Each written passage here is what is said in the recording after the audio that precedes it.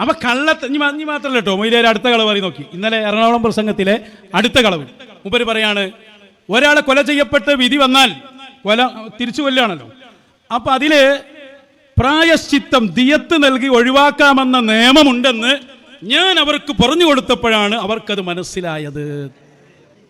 എന്താണ് ഇതിനൊക്കെ ഞാൻ പറയാണ്, വളരെ മോശമായി. ഇതിൻ്റെയൊക്കെ പിന്നിലുള്ള ആളാരാന്നറിയോ? ഇന്റർനാഷണൽ ദായിയാണ്.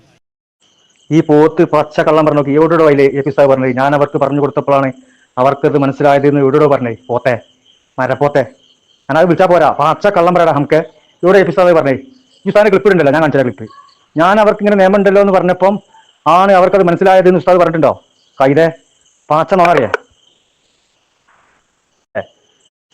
എവിടെയുള്ള ഞങ്ങൾ അതിലുള്ളേ. ഞാൻ അവർക്ക് പറഞ്ഞു കൊടുത്തപ്പോഴാണ് അവർക്കത് മനസ്സിലായത് എന്നുള്ളത്. എൻ്റെ അവളെ കൂട്ടിയതല്ലേ കള്ള ശൈത്താനെ അല്ലേ? അന്നാൾ വിളിച്ചാൽ പോരാ. അനാ ഇത് അപ്പുറം വിളിച്ചു ഇങ്ങനത്തെ തോന്നിയാസം പറഞ്ഞ പണ്ഡിതന്മാരെ പറ്റി ഉള്ളത് പറഞ്ഞോ, ഇല്ലാത്ത പറയരുത്. ഇതൊരു വാചകയിൽ കാണിച്ചില്ലോ, ആളുകൾ തെറ്റിദ്ധരിപ്പിക്കേ. ഞങ്ങൾക്ക് കേട്ടല്ലേ, ഞങ്ങൾക്കില്ല പ്രസംഗം. അതിൽ ഞാൻ അങ്ങനെ പഠിപ്പിച്ചു കൊടുത്തു, ഞാൻ അങ്ങനെ പറഞ്ഞു. മറ്റേ കൂട്ടാ പറഞ്ഞേ ഞാൻ പഠിപ്പിച്ചു കൊടുത്തു അങ്ങനെ പറഞ്ഞു. ഞാനത് പറഞ്ഞു ഓരോട്, ഇങ്ങനെ ഇസ്ലാമിൽ നിയമമുണ്ടല്ലോ അത് നിങ്ങൾ ഓരോട് പറഞ്ഞു കൊടുക്കണം എന്ന് പറഞ്ഞു. അത് ഓർമ്മപ്പെടുത്തലാണ്, മനസ്സിലായോ? ഒരു വിഷയം ഇങ്ങനെ നമ്മുടെ മതത്തിലുണ്ടല്ലോ, ഇങ്ങനെ ദിയത്ത് കൊടുത്താൽ മാപ്പ് കൊടുക്കാം എന്ന് നിയമം നമ്മുടെ മതത്തിലുണ്ടല്ലോ എന്ന് പഠിപ്പിച്ചു കൊടുക്കലല്ലേ. അതുപോലെ ഓർമ്മപ്പെടുത്തി കൊടുക്കുക, ഉണർത്തി കൊടുക്കുക. അതുപോലെ അതിൽ ഇടപെടുമ്പം ഇത് പറഞ്ഞിട്ട് നിങ്ങളതിൽ പോലെ എല്ലാവരും പറഞ്ഞിട്ട് എല്ലാവരും ഉണർത്തി കൊടുക്കണം, ഓർമ്മിപ്പിച്ച് കൊടുക്കണം എന്ന അർത്ഥം അതിനുള്ളൂ. അതെ പഠിപ്പിച്ചു കൊടുക്കണമെന്നോ ഞാൻ പഠിപ്പിച്ചു കൊടുത്തപ്പോഴാണ് അത് മനസ്സിലാക്കുന്നോ ഉസ്താദ് പറഞ്ഞിട്ടുണ്ടോ? എന്താണ് ചങ്ങായി, എനിക്കൊക്കെ ചത്തു പോണ്ടേ ഇതൊക്കെ മരിച്ചു പോയില്ല, ചത്ത പോകുള്ളൂ. ആ ഉസ്താദ് പറഞ്ഞ ഭാഗം കണ്ടോളി, അതിലിപ്പം പറഞ്ഞമാരുണ്ടോ നോക്കി നിങ്ങൾ. അപ്പോൾ ഞാനിവിടെ ഇപ്പോൾ ഈ യമനിലെ സ്ത്രീയെ സംബന്ധിച്ച് തൂക്കിക്കൊല്ലാൻ കഴിഞ്ഞ 16-ാം തീയതി കൊല്ലുമെന്ന് ഉള്ള വാർത്തകൾ അറിഞ്ഞപ്പോൾ ഞാൻ അതിലൊന്നും ഇടപെട്ടതല്ല, നിയമപരമായി ഇടപെട്ടതല്ല. പക്ഷേ അവിടുത്തെ പണ്ഡിതന്മാരെ വിളിച്ച് ഞാൻ പറഞ്ഞു, ഇങ്ങനെ ഇസ്ലാം മതത്തിലൊരു നിയമമുണ്ടല്ലോ, ദിയത്ത് കൊടുത്താൽ വിട്ടുകൊടുക്കാനുള്ള അധികാരം കുടുംബങ്ങൾക്ക് ഉണ്ട് എന്ന് ഇസ്ലാം മതത്തിലൊരു നിയമമുണ്ടല്ലോ. ആ നിയമം നിങ്ങൾ അവിടുത്തെ ജഡ്ജിയോടും മറ്റ് ജനങ്ങളോടും പറഞ്ഞു കൊടുക്കണം. എന്നിട്ട് ഈ കുടുംബങ്ങളെ വിളിച്ചൊന്ന് സംസാരിച്ച് അവർക്ക് എന്ത് കൊടുക്കണമെങ്കിലും കൊടുക്കാൻ ഇവിടെ തയ്യാറാണ്. അതിനാളുകൾ ഇവിടെ ഉണ്ട്. ഒരു മനുഷ്യൻ എന്ന ഒറ്റ നില മാത്രമാണ് ഞങ്ങൾ നോക്കുന്നത്. കേട്ടില്ല നിങ്ങൾ? ഇതിലോൻ പറഞ്ഞമാരുണ്ടോ? ഞാൻ അവർക്ക് പറഞ്ഞു കൊടുത്തപ്പോഴാണ് അവർക്കത് മനസ്സിലായത്, അവിടുത്തെ ആളുകൾക്ക് എന്ന് ഉസ്താദ് പറഞ്ഞിട്ടുണ്ടോ? ഞാനവർക്ക് പറഞ്ഞു കൊടുത്തു, ഇത് ഓർമ്മിപ്പിച്ചു കൊടുത്തു. അങ്ങനെയൊക്കെ നിയമം ഉണ്ടല്ലോ, അത് നിങ്ങൾ അവിടുത്തെ ആളുകളോടൊക്കെ പറയണം, എല്ലാവരും ശ്രദ്ധയിലും പെടുത്തണം, എന്നിട്ട് അവിടെ കൂടി നിന്ന് സംസാരിക്കണം, മനസ്സിലായോ? അത് പഠിപ്പിച്ചെടുക്കലും ഞാൻ പഠിപ്പിച്ചെടുത്തിട്ടാണ്. മറ്റേ അൻപതിൽ എന്താ പറഞ്ഞത്? അത് ഞാനാണ് പഠിപ്പിച്ചെടുത്തു പറഞ്ഞു എന്ന് പറഞ്ഞു. പച്ച നുണ. ഇത് ഈ പോത്തും പച്ച നുണ പറയണ്ടേ? അത് കേട്ടോ ഈ ഉസ്താദ് പറഞ്ഞുകൊണ്ടെന്നുള്ളത് കണ്ടാലേ ലോകം പറഞ്ഞ മാതിരിയാണ് പറഞ്ഞത്. ഞാൻ അവരോട് പറഞ്ഞു, ഇങ്ങനെ ഉണ്ടല്ലോ, അതൊരു ഉണർത്തലാണല്ലോ, പോലെ ശ്രദ്ധപ്പെടുത്തി കൊടുക്കുക. ഉണർത്തിയിട്ട് നമ്മൾ കാര്യം പറയുമ്പോൾ നമ്മൾ ആ വിഷയം ഉണർത്തി കൊടുക്കുമല്ലോ. എന്തൊരു അടിസ്ഥാനത്തിലാണോ നമ്മളത് പറയേണ്ടത്, അതിന് കാരണമായത് ഏതാണോ ആ കാര്യം കൂടി അതിന് ഉണർത്തി കൊടുക്കും പറഞ്ഞവരോട്. ഒരു കാര്യം ഒരാളെ ഏൽപ്പിക്കുമ്പം എന്തിനാണ് ഏൽപ്പിക്കേണ്ടത്, എന്ത് അടിസ്ഥാനത്തിലാണ് ഏൽപ്പിക്കേണ്ടത്, ഇന്നാലിന്ന വിഷയം പറഞ്ഞല്ലോ, ആ കൊലക്കുറ്റത്തിൽ നിന്ന് മാപ്പ് തരാണ് എന്താക്കണ്ടേ, ഏൽപ്പിക്കണ്ടേ.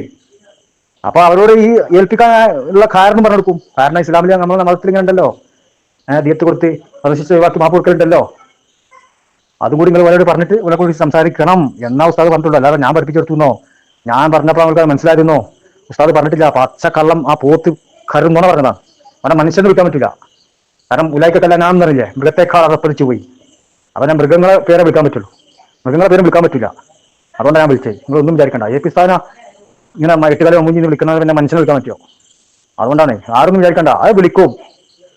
അതൊക്കെ നമ്മൾ ആദ്യം പറഞ്ഞല്ലേ, എന്നിട്ട് വിളിച്ച് നമ്മൾ പറയണ്ട്. അതേപോലെ തന്നെ ഒരു പരിഗണന ഇവിടുന്ന് കണ്ടുണ്ടാവില്ല, അതിന് വരുന്നിടത്ത് വരും.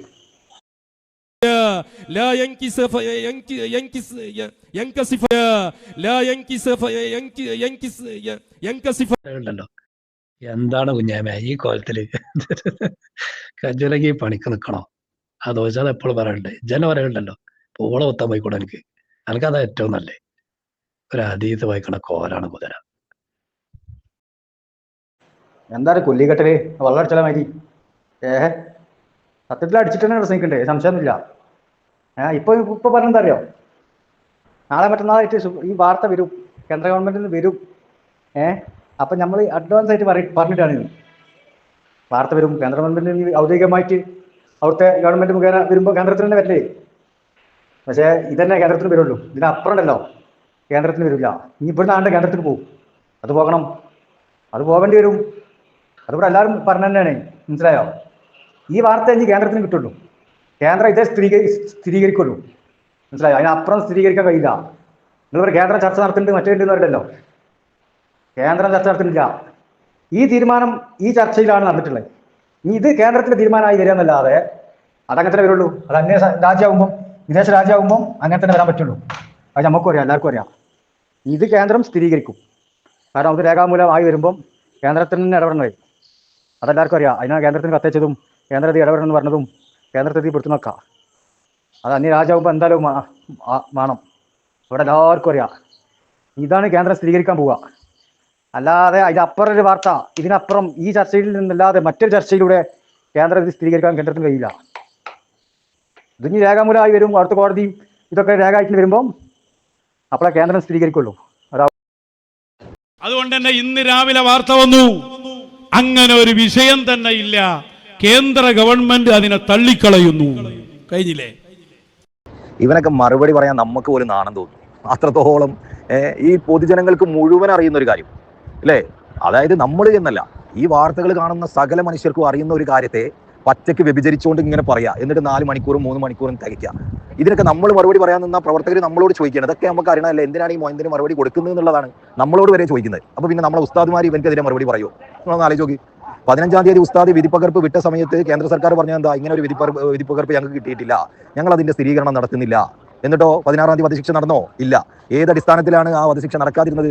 അവിടുന്ന് ഉസ്താദിന് കിട്ടിയ അതേ വിധിപ്പകർപ്പിന്റെ അടിസ്ഥാനത്തിൽ. അതെന്തേ കേന്ദ്ര സർക്കാരിന് ഉസ്താദിന് കിട്ടിയപ്പോഴും കിട്ടാതിരുന്നത്? കാരണം അതിന്റെ ഇടപെടലുകൾ നടത്തിയ ആൾക്കാർക്കാണ് അവിടുന്ന് അയച്ചത്. അന്നും ഈ മൊയ്ന്ത് പ്രസംഗിച്ചിരുന്നു, കണ്ടോ അവിടെ കഴിഞ്ഞില്ലേ കഥ, കേന്ദ്രം തള്ളിയിരിക്കുന്നു. എന്നിട്ട് കേന്ദ്രം തള്ളിയ കേന്ദ്രം 16-ാം തീയതി വധശിക്ഷ കഴിഞ്ഞിട്ടെങ്കിലും ആ രേഖ ഒന്ന് പുറത്തു വിട്ടോ, ഞങ്ങൾക്ക് സ്ഥിരീകരണം കിട്ടിയിട്ടുണ്ട് എന്ന് പറഞ്ഞിട്ട്.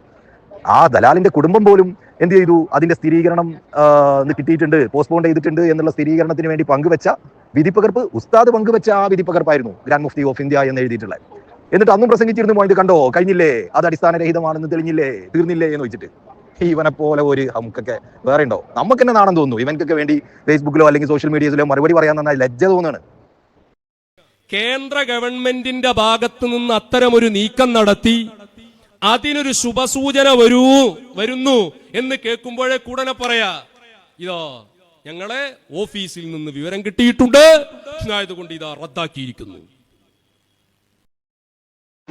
അല്ല തെറിയൂരെ, ഇങ്ങനെ ഒരു വാർത്ത വരാനിരിക്കുന്നു എന്നുള്ളത് കേന്ദ്രം പറഞ്ഞിരുന്നോ? അന്റെ ഷെയ്ഖ് സാമുൽ ജെറോം പറഞ്ഞിരുന്നോ? അതല്ലെങ്കിൽ ബാക്കിയുള്ള ആളുകൾ പറഞ്ഞിരുന്നോ? അവിടുത്തെ കുടുംബം പറഞ്ഞിരുന്നോ? മറ്റാരെങ്കിലും ഈ പോട്ടെ, അന്റെ ലോകം നിയന്ത്രിക്കുന്ന ആ ഹംക്കുണ്ടല്ലോ, അന്റെ കോമാടൻ അബ്ദുള്ള, ഓൻ പറഞ്ഞിരുന്നോ? ഒരു മഹ്ലൂക്കും പറഞ്ഞിട്ടില്ലല്ലോ. എല്ലാവരും ഈ വാർത്ത ഇതുവരെയും നിഷേധിച്ചിരിക്കുകയാണ് ചെയ്തിരിക്കുന്നത്. പിന്നെ എങ്ങനെയാണ് അത് ശുഭസൂചകമാകുന്നത്? നീ കേന്ദ്രത്തിന്റെ ഒപ്പല്ലേ കോമാടൻ നിൽക്കുന്നത്? കേന്ദ്രം ഇപ്പോഴും സ്ഥിരീകരിച്ചിട്ടില്ലല്ലോ. AP ഉസ്താദിന്റെ ഓഫീസല്ലേ സ്ഥിരീകരിച്ചത്? പണ്ട് വധശിക്ഷ മാറ്റിവെച്ചപ്പോഴും സ്ഥിരീകരിച്ചത് AP ഉസ്താദിന്റെ ഓഫീസ് തന്നെയായിരുന്നു. പിന്നെ എങ്ങനെയാണ് അത് ശുഭസൂചകമാകുന്നത്? അനക്കും അറിയാം ഉസ്താദ് ഒന്ന് പ്രഖ്യാപിച്ചു കഴിഞ്ഞാൽ അത് നടക്കുമെന്നുള്ളത്. എന്നിട്ട് അതിന്റെ പേരിൽ ഇനി പോകണം, എനിക്ക് കിട്ടിക്കണമെന്നുണ്ടെങ്കിൽ വിട്ടോ, AP ഉസ്താദ് അതിന്റെ രേഖ വിടും. ആ രേഖ വിടുന്നതിന്റെ മുമ്പ് നിങ്ങളെ കയ്യിലുണ്ടെങ്കിൽ വിടാം. ഹംക്കെ അന്റെ കോമാടന്റെ കയ്യിൽ കിട്ടിയിട്ടുണ്ടെന്നുണ്ടെങ്കിൽ ഇപ്പൊ വിട്. ഇന്ന് വിട്ടിരുന്നു നിങ്ങൾ? ആദ്യം ഞങ്ങളെ ഉസ്താദ് വിടുന്നത് വരെ നിങ്ങളുടെ കയ്യിലുണ്ടാവില്ല. വിട്ട് കഴിഞ്ഞാൽ അത് പല ആൾക്കാരുടെ എത്തും. അത് ഉസ്താദ് പല ആളുകൾക്ക് അയക്കും ചെയ്യും.